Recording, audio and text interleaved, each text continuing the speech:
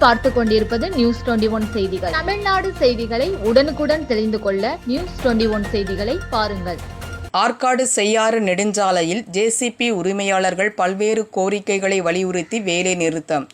ஆற்காடு மே 13ஆம் தேதி ஆற்காடு ஒன்றியத்திற்குட்பட்ட களவை அடுத்த முள்ளுவாடி நெடுஞ்சாலையில் ஜேசிபி உரிமையாளர்கள் பல்வேறு கோரிக்கைகளை வலியுறுத்தி வேலைநிறுத்தம் நேற்று நடந்தது.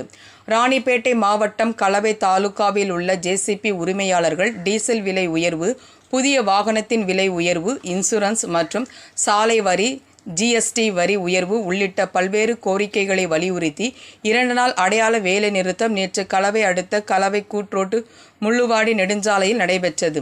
இதில் களவை தாலுகாவில் உள்ள அனைத்து ஜேசிபி உரிமையாளர்கள், தொழிலாளர்கள் 1 நாள் அடையாள வேலை நிறுத்த போராட்டத்தில் கலந்து கொண்டனர். நியூஸ் 21 செய்திகளுக்காக பாஸ்கர்.